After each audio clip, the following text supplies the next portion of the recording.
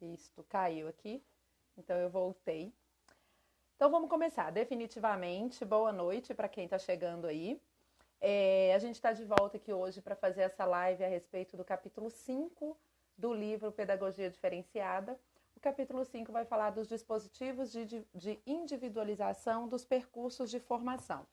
Então, ele já começa o capítulo fazendo uma pergunta, né? Quer dizer, algumas perguntas sobre como que esses processos de individualização dos percursos de formação podem acontecer.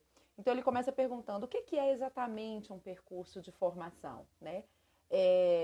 Os dos aprendizes são realmente uniformes ou sua individualização é simplesmente selvagem, né? Ou seja, a individualização acontece de qualquer forma. Em que nível a instituição atua e quando tenta organizá-lo? Então, quando a instituição tenta organizar esse percurso de formação, em que nível que é possível ela atuar, né? Quando é que a atuação da instituição não poda o percurso de individualização do próprio aluno, tá? Então, isso são bem... E nessa primeira parte, ele vai fazer uma distinção de 3 níveis de leitura das possibilidades de percursos de formação. E acho que é interessante a gente falar um pouquinho delas, né? O primeiro nível de leitura, que é um nível mais superficial, que corresponde ao curso. Então, o curso em si, e aqui quando fala curso é a ideia do currículo prescrito, tá? É a forma como o currículo foi construído no papel. São as disciplinas, né, e as suas sequências. Então, o que vem primeiro, o que vem depois, ou as diversas disciplinas que constantes desse currículo, dessa instituição específica. E é uma leitura superficial e pobre, se a gente for pensar num percurso de formação que pretende, a partir de uma ótica de diversidade. Tá? Se a gente for pensar no curso como itinerário no currículo prescrito, a gente vai entender a gente vai perceber que não dá para se limitar só aí. Um outro nível de leitura de percurso de formação que ele traz é o currículo real da formação. E aqui é uma diferenciação que ele faz do seguinte: o currículo prescrito é aquele que compõe o currículo, vamos dizer assim, oficial da escola. O currículo real é aquele que realmente acontece a partir das formas que eu interpreto tudo aquilo que é me mostrado, né? Então, são as experiências reais. E ele traz aqui uma pergunta que é bem interessante, né? O que é uma experiência formadora? Porque o currículo real, ele parte das experiências formadoras. Agora, o que são experiências formadoras, né? Efetivamente formadoras? Ao longo da explicação, o autor vai dizer que nem todas as experiências são formadoras, tá? Nem todas as experiências que o aluno vivencia, elas são formadoras. Porque, às vezes,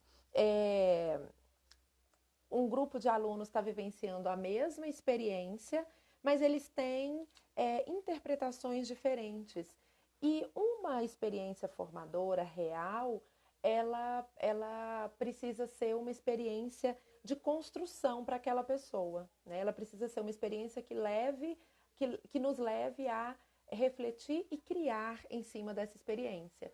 Se ela não proporciona isso, ela não necessariamente é tida como formadora. Então, quando a gente pensa, eu estou oferecendo as experiências mais incríveis para os meus alunos. É importante, porque aí a gente está avaliando a partir de um ou dois, um pequeno grupo daquele grupo maior de alunos. É importante a gente perceber que nem sempre as pessoas interpretam da mesma forma, portanto, nem sempre elas vão vivenciar as experiências de formas iguais. Então, o que é formador, o que serve como experiência formadora, experiência fecunda de aprendizagem para um, não necessariamente vai ser para o outro. Isso é uma percepção que é importante a gente nunca tirar da nossa cabeça. Um terceiro nível de leitura para percursos de formação que ele mostra, que Perrenot traz para a gente, é a história individual de formação. E aqui ele já começa dizendo o seguinte: ninguém aprende sozinho, mas sua história de formação é singular. porque duas pessoas jamais abordam as mesmas situações, com as mesmas expectativas, os mesmos trunfos e os mesmos limites. Lembra que a gente falava lá do currículo real de formação? Então, ele se encaixa aqui também, né? Às vezes, a mesma experiência não necessariamente tem o mesmo impacto sobre todas as pessoas. Por isso que a história individual de formação, ela também faz parte do percurso de formação de cada pessoa. Ele diz o seguinte, que o verdadeiro percurso de formação é a trajetória por meio da qual há uma construção progressiva ao longo de toda a existência.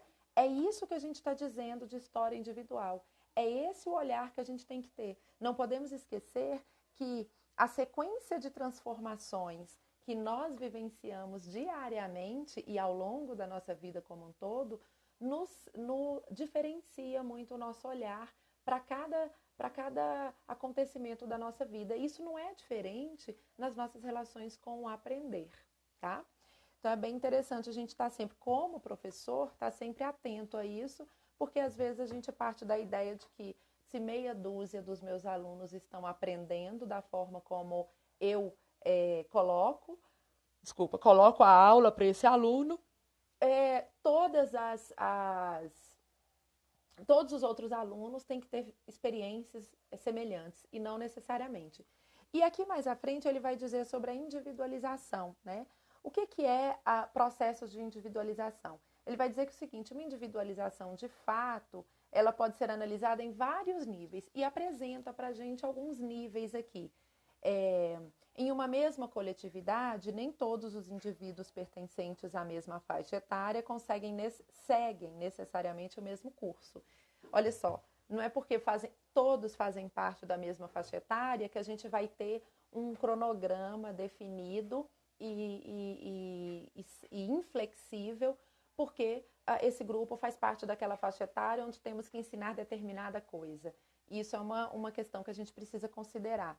Uma outra questão sobre a individualização é o seguinte, os indivíduos forçados a seguir o mesmo programa, quer padronizado em escala nacional ou regional, quer em escala institucional, não encontram uma tradução idêntica a ele no local. Gente, essa questão é muito importante da gente refletir, especialmente nesse momento, onde vivemos um período de construção de uma base curricular padronizada. Não estou dizendo aqui que em algum grau isso não tenha sentido, tá? Faz sentido sim, é claro que faz. Mas é muito importante que a gente tenha muito cuidado ao pensar em algo que seja padrão para o país inteiro, se a gente esquecer de considerar que, às vezes, a tradução disso não é idêntica para todos. Às vezes, não sempre, a tradução disso não é idêntica para todos. Então, quando a gente diz de base curricular, a gente não está dizendo de prática pedagógica. Então, é plenamente possível trabalhar uma base curricular, mesmo que seja padronizada. É claro que aqui eu nem estou entrando muito nessa questão da base curricular padrão para o país, porque isso é uma outra discussão, uma outra live a gente fala disso. Mas vamos dizer que estamos falando apenas da parte que faz sentido, né? Da parte da base curricular que faz sentido. A gente precisa entender como é que vai ser a minha prática, porque a minha prática ela precisa estar muito antenada à forma como os meus alunos estão lidando, estão sistematizando, estão entendendo, interpretando aquilo que está sendo colocado ali como ponto de reflexão, tá bom? Então, é importante. Além disso, uma outra questão que é importante dentro do processo de individualização que Perrenot traz é o seguinte, nem mesmo os alunos que seguem sua escolaridade na mesma classe vivem a mesma história de formação e saem com os mesmos conhecimentos. É aquilo que a gente dizia antes também, né? Alunos que fazem parte da mesma estrutura escolar, da mesma classe, do mesmo grupo, não necessariamente eles vão seguir o mesmo percurso de individualização da aprendizagem. Então, isso é extremamente importante da gente não tirar da nossa mente, e do nosso ponto de atenção, porque como professores a gente tem uma tendência a querer padronizar todo mundo. Então, se eu estou lecionando para uma turma, sei lá, de 5 anos, vamos colocar um pouco mais, de 7 anos, que parte da ideia que já deveria estar alfabetizado, né? Então, se tem um ou dois ou mais alunos que não estão nesse nível, a gente então começa a dizer, puxa, só fulano não aprendeu. Né? É importante a gente entender o que é que está faltando para que então aquela pessoa se sinta despertada para o aprender. Como é que eu vou alcançar aquela pessoa e não com o objetivo dela ser nivelada com o resto da turma, mas simplesmente com o objetivo de alcançar é, aquele olhar, né? De fazer sentido para aquela criança, para aquele aluno, tá? A gente vai caminhar aqui um pouquinho, mas quero cumprimentar quem está chegando aí. Quintal de Histórias, Rosimeire, sejam bem-vindas aí vocês, tá?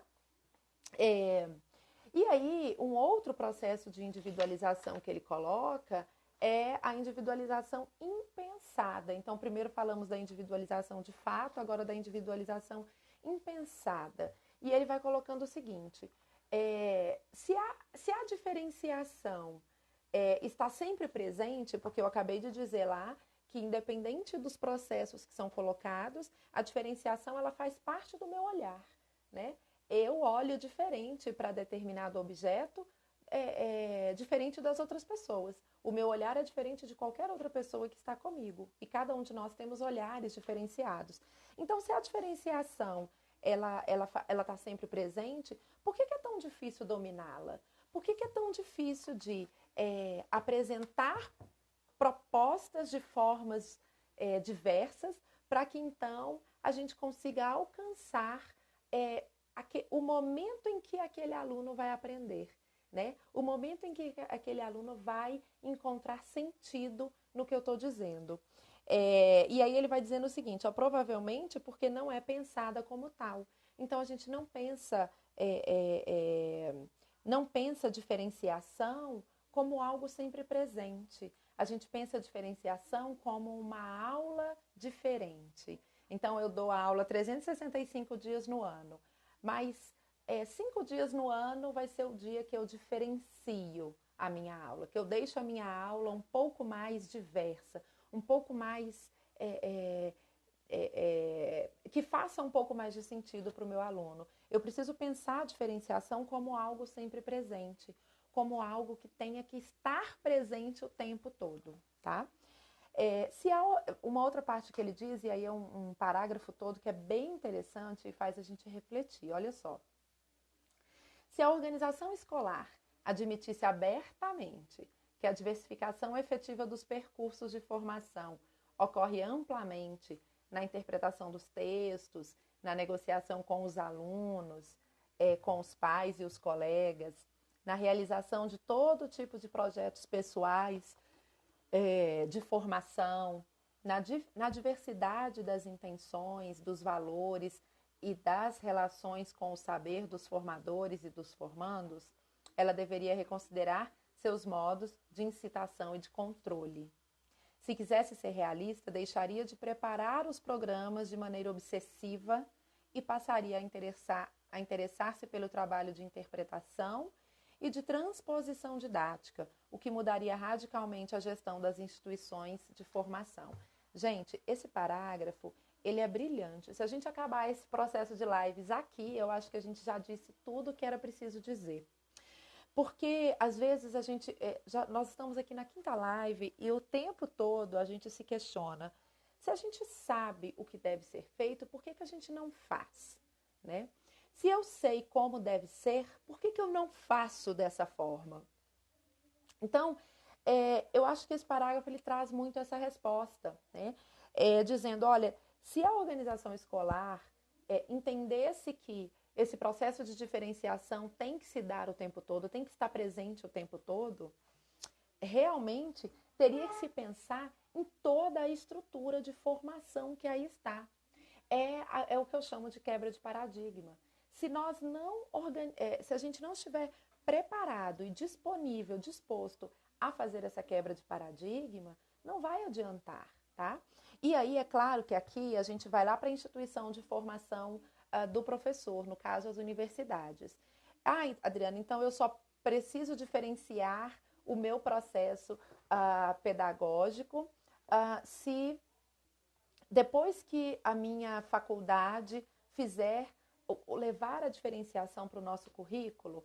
Não, gente, não mesmo. Lembra que no início, lá nas primeiras lives, a gente falava, Perrenot coloca para a gente refletir, né? Onde é que eu diferencio a minha prática? Qual é a minha responsabilidade com esse processo de diferenciação para o meu aluno, tá? Então é importante a gente pensar que há sim uma necessidade gritante e urgente de uma quebra de paradigmas, por exemplo, nos nossos cursos de formação, nas licenciaturas. Mas eu não posso, em hipótese alguma, cruzar os braços e permanecer fazendo mais do mesmo nas salas de aula com o meu aluno, porque o meu curso de formação não me deu isso.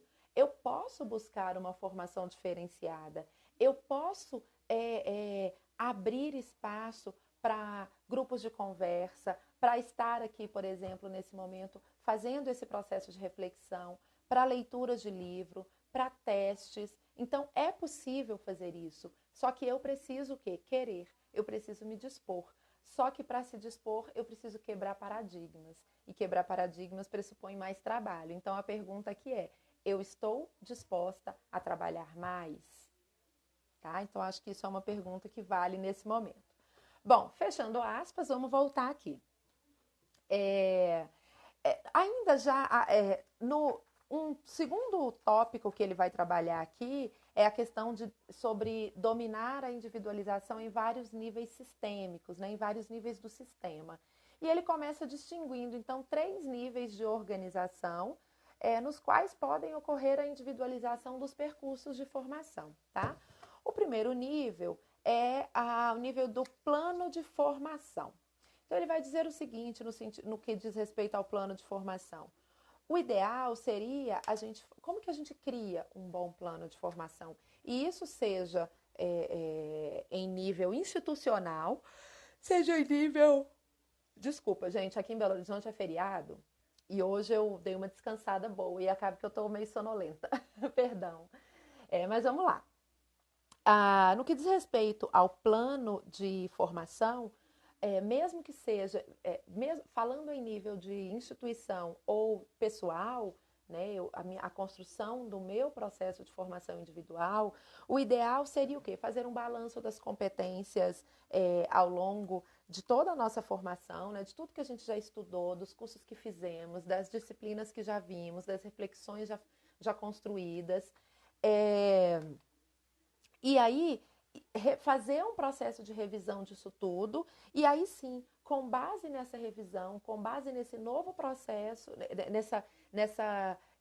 nessa avaliação, nós então criarmos um processo de formação que seja feito então sob medida, né? É sob medida para as minhas necessidades. Então, partiria da ideia de uma construção a partir daquilo que eu já vivenciei. Então, olha só, a construção seria autônoma, né? Parte da minha autonomia. Aqui mora um perigo, é claro, porque nós sabemos que por não termos como que eu vou dizer? Por não termos uma cultura de uma construção de educação, né? Um estudo mesmo, um processo de estudo autônomo, pelo fato de eu ter vivenciado o tempo todo, em toda a minha trajetória, uma formação que era direcionada, que era acompanhada, que tinha sempre alguém por trás de mim me exigindo, me apontando, eu talvez tenha dificuldade de perceber, de pensar num processo de formação fundamentado muito na minha autonomia. Mas é interessante, ele coloca aqui que é possível criar uma individualização a partir de um processo de formação. Eu sou muito adepta disso, né? Toda a minha formação, claro que eu busco, por exemplo, agora eu estou fazendo uma pós-graduação, então é um estudo todo direcionado, mas é uma pós-graduação bem à distância, que depende muito de mim para construir esse percurso. Como é que eu vou lidar com esse percurso? Como é que eu vou construir esse percurso de formação? Então, ele é individualizado dentro do plano de formação, porque eu crio a minha estrutura. Sou eu que defino o que e como eu vou estudar cada um dos tópicos colocados, né? Então, de uma certa forma, eu uso a minha autonomia para construir isso. E aí ele vai dizer o seguinte, que cabe, então, saber, no limiar da prática, da nossa prática autônoma, em relação ao tempo de formação que nos resta, quais são as aprendizagens a serem consolidadas prioritariamente. Então, é importante pensar nisso, né? Como é que eu vou, dentro da minha construção autônoma, eu preciso responder isso. Como é que eu vou construir esse percurso de forma a... como é que eu vou priorizar determinadas necessidades, tá? Um outro ponto, um outro nível que ele coloca de organização é a organização a nível de unidade de formação, tá? E aqui ele já vai dizendo o seguinte, que individualizar, jogando com os dispositivos, não se limita a oferecer escolha entre opções. Então, colocar diversas opções na mesa e dizer que a gente pode escolher um ou outro, tá? Mesmo nesse âmbito, né, se for dessa forma, a livre escolha não é uma garantia de diferenciação. Olha só que interessante isso, gente. Mesmo que a gente consiga apresentar diversas possibilidades de caminhos, que ele vai chamar aqui de unidade de formação, vamos chamar de conteúdo, de disciplina. Mesmo que eu apresente diversas disciplinas para o meu aluno fazer a escolha a partir dela, não significa que vai haver diferenciação, tá? Então, de repente, eu faço parte de uma escola que, além do currículo padrão, o currículo básico, oferece mais uma quantidade enorme de unidades de formação, né, de percursos que podem ser inseridos ali. E aí tem questões relacionadas a artesanato, esporte, aprofundamentos na área de biologia, né, das ciências de saúde, entre outros que podem existir. E isso eu estou falando até nível médio, tá? Nem estou falando de nível universitário. Mesmo assim, não significa, não é certeza, não é garantia de termos diferenciação, tá? A variedade não é em si garantia de uma individualização ótima. E as boas intenções, olha só que interessante isso, gente, não dispensam a consideração dos desvios dos dispositivos imputáveis às estratégias dos estudantes. Olha só, oferecer quantidade não necessariamente é obter qualidade, né? Então é importante a gente pensar nisso quando a gente vai, por exemplo, como pais, vamos procurar uma escola que ofereça um currículo diverso, um currículo variadíssimo. E aqui entra até uma discussão, né? Nesse abarrotamento de conteúdos que são colocados na vida dos nossos alunos, entra aqui aquela reflexão de como é que nós estamos superlotando as agendas dos nossos filhos, né? Apenas querendo, na intenção de que eles tenham a maior quantidade de acesso a maior quantidade de aprendizagens diferentes, pensando que ele então vai poder construir um percurso de formação mais rico. Às vezes a gente está dando para o nosso filho, por exemplo, muito mais a possibilidade dele desenvolver uma depressão, né? Síndrome do pânico, ansiedade excessiva, do que um percurso rico, tá? De formação. Então vamos ficar atento a isso. Uma outra forma de construir a individualização, ela pode acontecer no nível de grupos de formação, tá? Que é a terceira forma que ele coloca aqui, já a última, tá? Esse capítulo ele é bem rapidinho, bem curtinho. Então, dentro dos grupos de formação, como é que eu posso construir isso?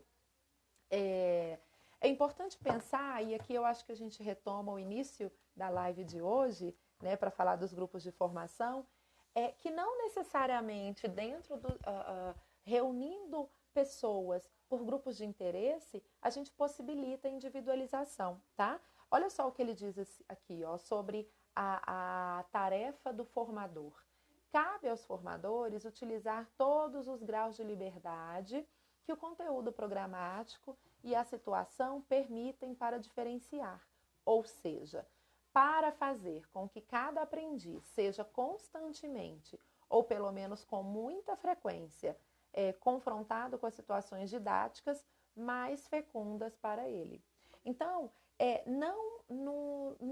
não adianta a gente oferecer para o grupo, né, para grupos de formação, a maior quantidade, a maior diversidade, se a gente não conseguir oferecer de forma individual uma situação didática que seja fecunda para o aluno, de forma individual, para cada aluno desses, né?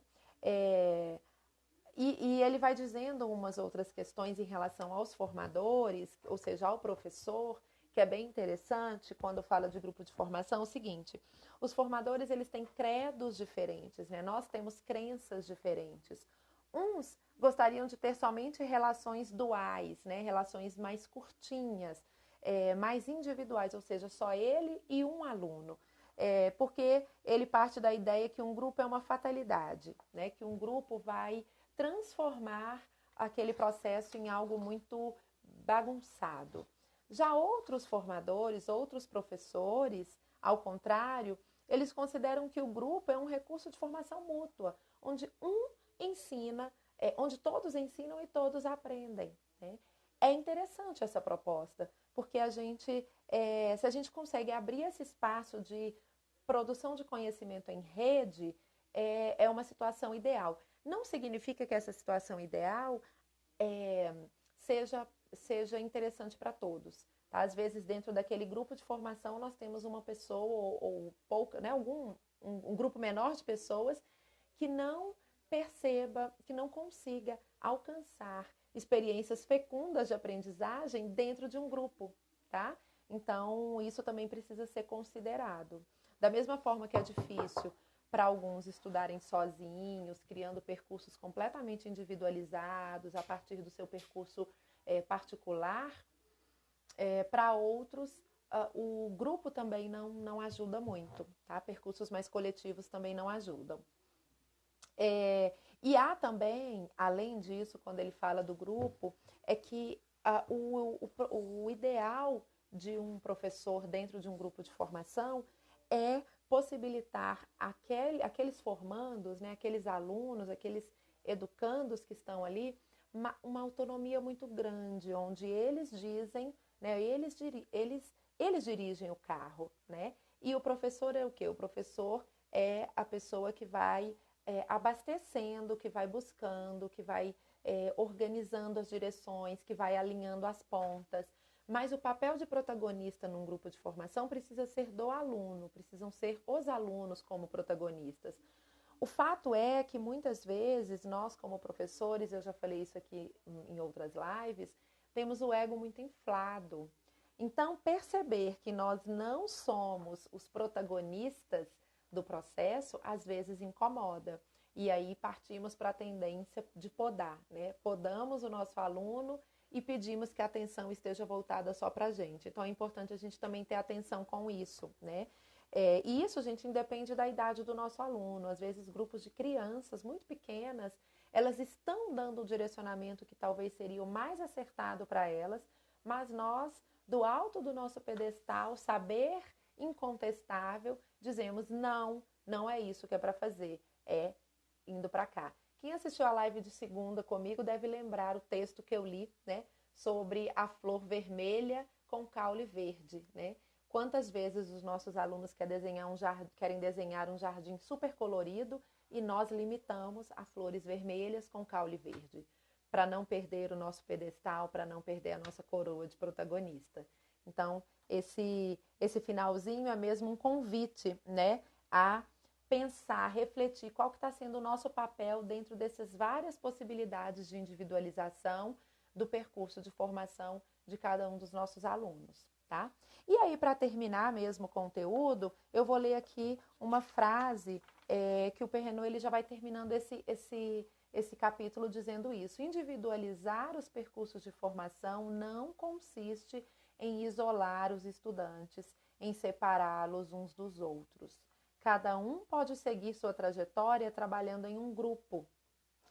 No entanto, o formador deveria considerar a face subjetiva da individualização, ou seja, os sentimentos de solidão, de singularidade, de desvio ou de ruptura, de uma solidariedade que podem acompanhar um tratamento diferenciado ou um percurso individualizado, tá?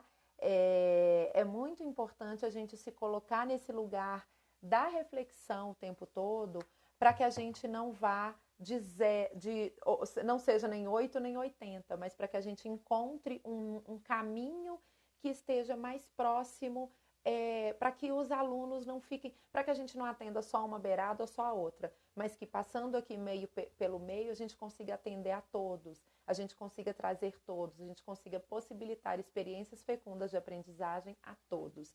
E aí sim a gente vai estar exercendo o nosso papel de professor, de bom professor, dentro e garantindo individualização nos processos, nos percursos de formação como um todo, tá bom? Bom, gente, sexta-feira a gente volta com a live falando do capítulo 6. E antes de terminar, eu quero lembrar que nós estamos com o processo de aplicação para a mentoria Ciência Pedagógica aberta, tá? Então, a gente está com o processo de aplicação aberto. Na bio aqui tanto do perfil Essência Pedagógica quanto do perfil eu.adririquena, tem um link onde vocês vão ter acesso tanto à inscrição para o sorteio que eu vou fazer no dia 24, no final da última live desse livro. É um sorteio onde a gente vai sortear uma vaga totalmente gratuita para fazer parte dessa próxima turma da mentoria Ciência Pedagógica. E o outro link que nós temos lá é o link para o questionário de aplicação. Se você tiver interesse, se você já tiver decidido, não, eu quero realmente fazer parte dessa mentoria, ser acompanhada aí por mim, né?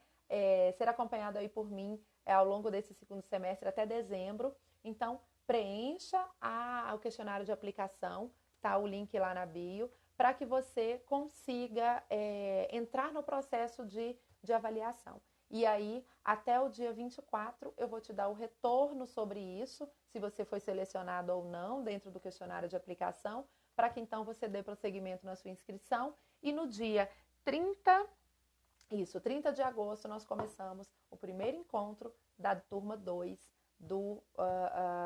da nossa mentoria Ciência Pedagógica, tá? Se você tem interesse, mas ainda tem dúvida, me procura, me manda mensagem, pode ser no inbox, pode ser pelo WhatsApp, pode ser nas minhas redes sociais como um todo. Me manda mensagem perguntando para tirar suas dúvidas, que eu estou aqui à disposição para isso e quero que você faça parte da turma 2 da Mentoria Ciência Pedagógica de 2018. Tá joia? Então é isso, gente. Vou ficando por aqui. Uma excelente noite para vocês, um ótimo resto de semana. Sexta-feira eu estou de volta com o capítulo 6 do nosso livro Pedagogia Diferenciada. Tá bom? Beijo, fiquem com Deus, até mais.